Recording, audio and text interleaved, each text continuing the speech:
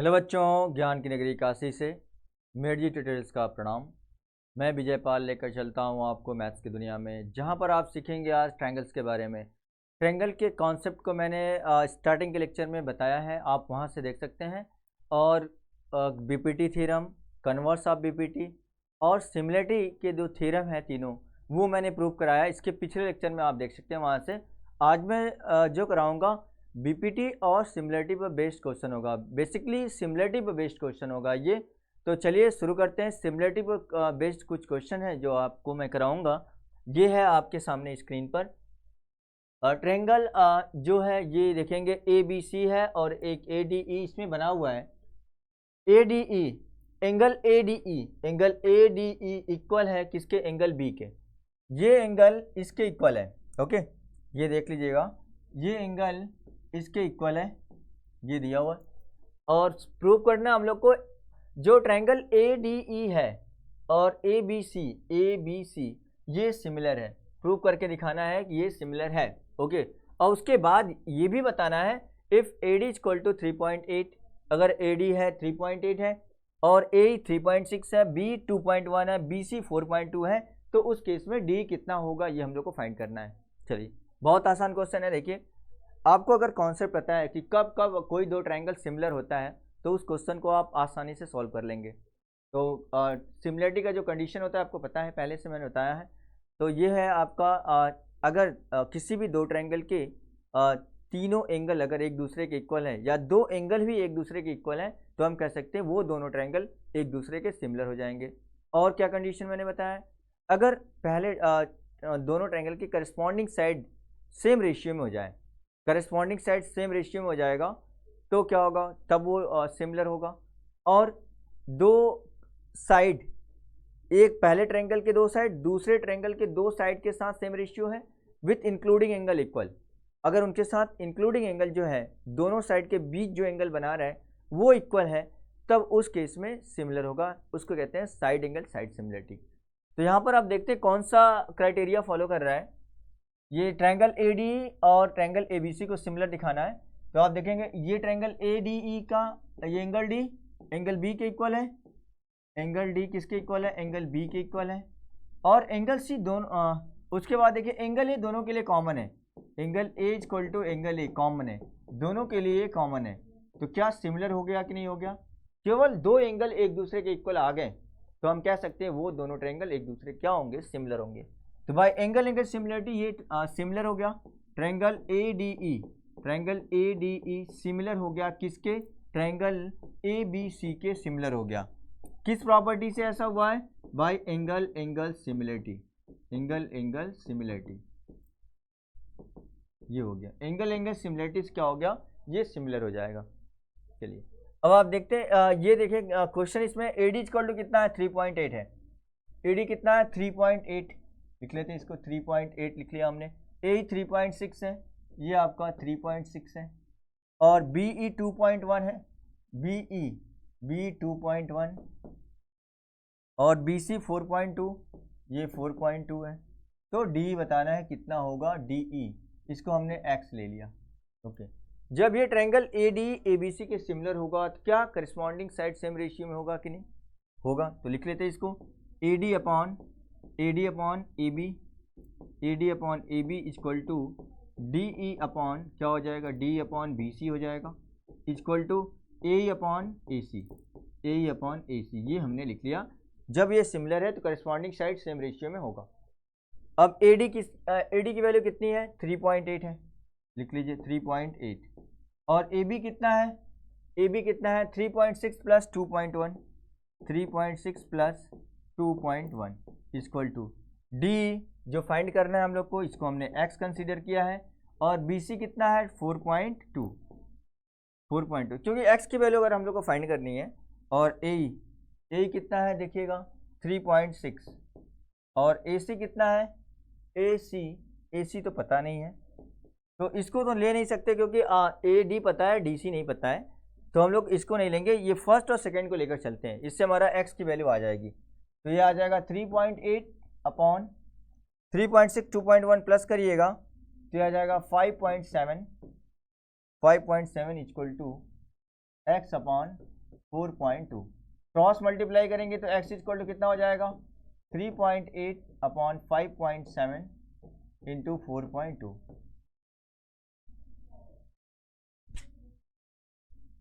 चलिए देखिए इसको लोएस्टर में चेंज करिए, कितना आ जाएगा x इक्वल टू ये हो गया 38 अपॉन 57 इंटू 4.2, ये आ जाएगा।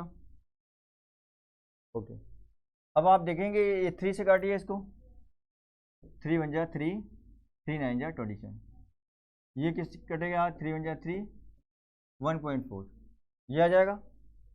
अब 19 से काटिए, 2 बार में कट जाएगा। x इक्वल टू कितना आ गया 2 इंटू 1.4, आंसर कितना आ जाएगा 2.8, आंसर कितना आ गया 2.8, यूनिट है इसका सेंटीमीटर, तो ये सेंटीमीटर आ गया। x की वैल्यू कितना आ गया 2.8 सेंटीमीटर, ये हमने फाइंड कर लिया। आपने सिमिलर दिखा दिया, जब ये सिमिलर है तो इसके करस्पॉन्डिंग साइड सेम रेशियो में होंगे, जब ये सेम रेशियो में हो जाएगा तो यहाँ से x की वैल्यू आ जाएगी। ओके, चलिए नेक्स्ट क्वेश्चन सॉल्व करते हैं। नेक्स्ट क्वेश्चन ये रहा आपका QT upon PR, QT upon PR equal to QR upon QS, angle 1 equal to angle 2 prove करना है। PQS similar triangle TQR, PQS similar है TQR के, ये सिमिलर, तो सिमिलरिटी का कंडीशन सेटिस्फाई कर जाएगा तो हम उसको सिमिलर दिखा सकते हैं। तो देखिएगा QT अपॉन PR है और एंगल 1 एंगल 2 के इक्वल है। अगर मैं ये ट्रायंगल बना लूँ, ऐसे समझिए, ये ट्रायंगल हमने बना लिया ऐसा, जी वाला PQ और R का, ये P है, Q है और ये R है, ये आपका एंगल 1 और ये है एंगल 2। अब एंगल 1 इक्वल टू एंगल 2 दे रखा है, तो ये किस टाइप का ट्रायंगल हुआ, आइसोसेलेस हो गया। जब ये आइसोसेलेस में क्या होता है, अगर ये दोनों एंगल इक्वल है तो इसके अपोजिट दोनों साइड भी इक्वल हो जाएगा। इट मीन्स क्या हो जाएगा, अगर एंगल 1 एंगल 2 के इक्वल है तो एंगल 1 के अपोजिट साइड PR किसके इक्वल हो जाएगा, 2 के अपोजिट PQ साइड के इक्वल हो जाएगा। PR इक्वल टू क्या आ गया, PQ आ गया, PR इक्वल टू PQ। तो जहां पर ये PR लिखा हुआ है उसको चेंज करके क्या PQ लिख सकते हैं कि नहीं, लिख लीजिए PQ, ये हो जाएगा QT अपॉन PR की जगह पर हमने क्या लिख दिया PQ equal to QR upon QS, QR upon क्या लिख दिया QS, ये हो गया QT अपॉन PQ और equal to QR upon QS। अगर हम दो ट्रायंगल को कंपेयर करें, एक ट्रायंगल PQS और दूसरा TQR, तो इन दोनों ट्रायंगल में अगर देखा जाए तो ये बड़े वाले ट्रायंगल का जो QT है छोटे वाले ट्रायंगल का PQ लिया गया है, बड़े ट्रायंगल का QR लिया गया, छोटे ट्रायंगल का QS लिया गया है।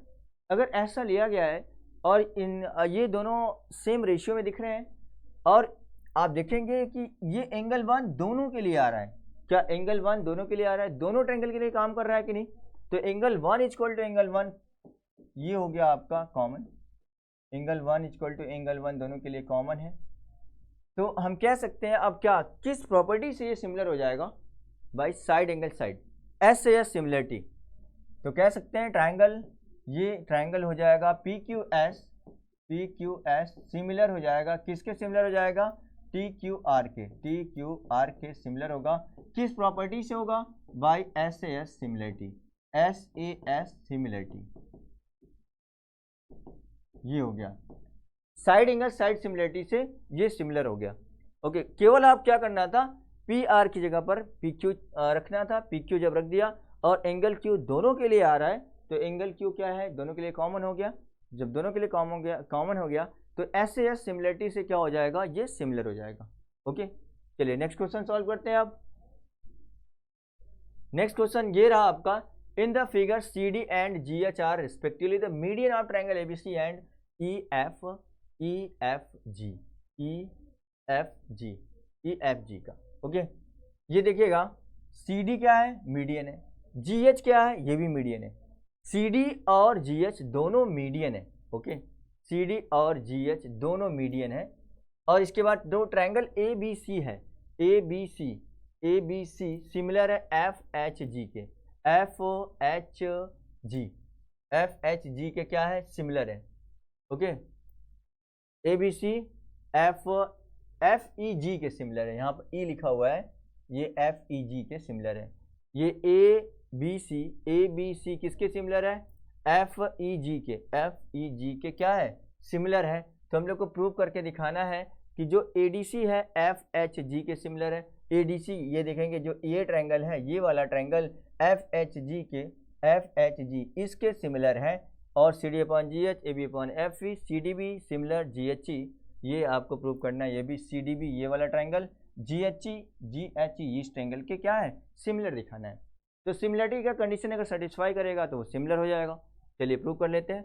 अगर हम दोनों ट्रायंगल को कुछ ऐसा इस तरीके से लिख दें FEG, देखिएगा अगर यहाँ पर ABC लिखा हुआ है ABC, तो इसको भी हम लोग ऐसे लिख लेते हैं FEG हो जाएगा। ये आसान हो जाएगा, एक जैसा फिगर दिखेगा।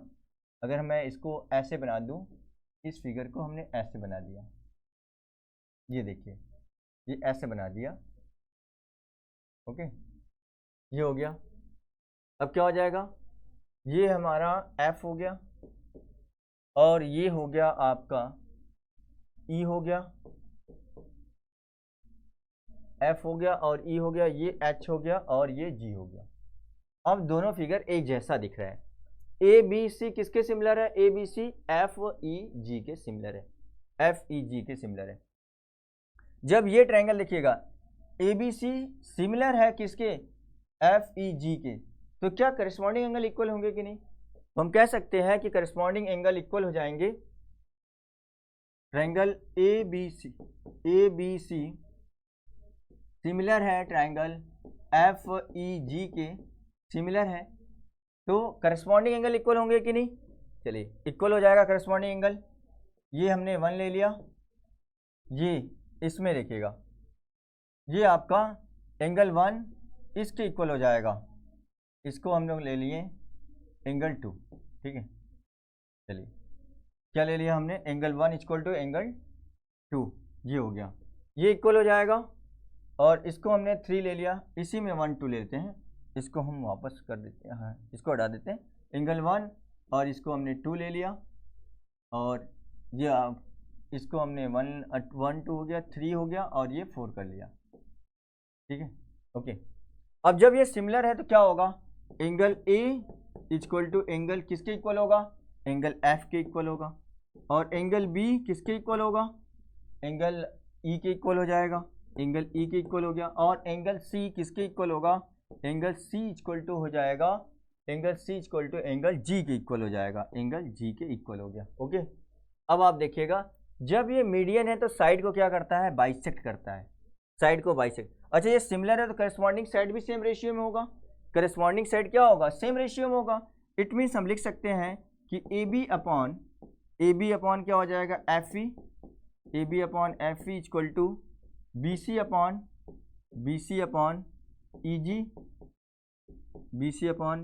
EG हो गया। और AC अपॉन क्या हो जाएगा?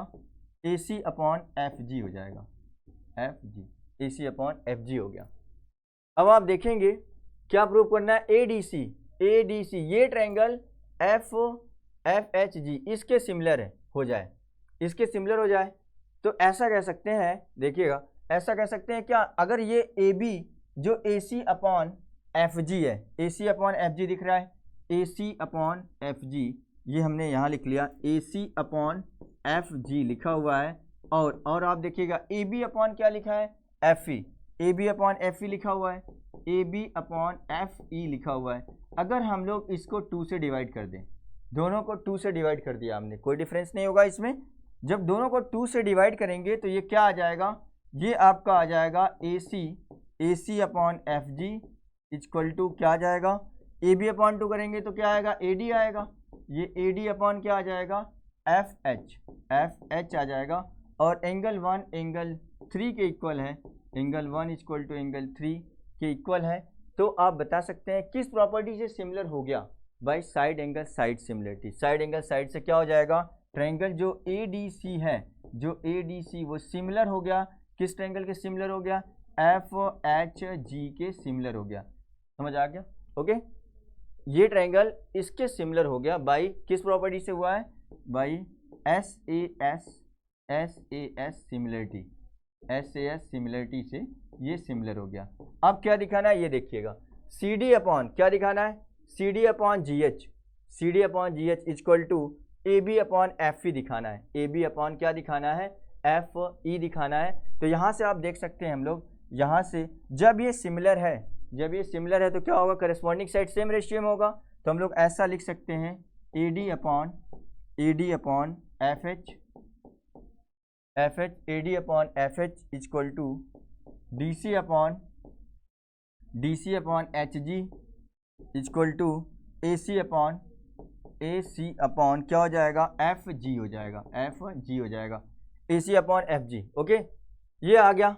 अब यहाँ पर CD upon GH, AG upon FE।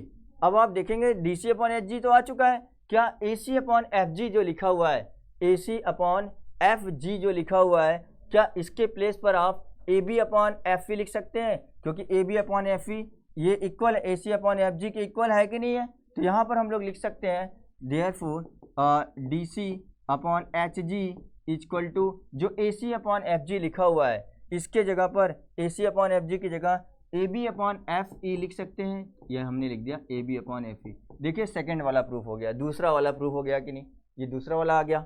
अब तीसरा कैसे करेंगे, जब DC अपॉन HG और AB अपॉन FE हमने दूसरा कर दिया। अच्छा, ये ट्रायंगल जब इसके सिमिलर होगा, जब इसके सिमिलर हो जाएगा तो ये एंगल क्या हो जाएगा, इसके इक्वल हो जाएगा।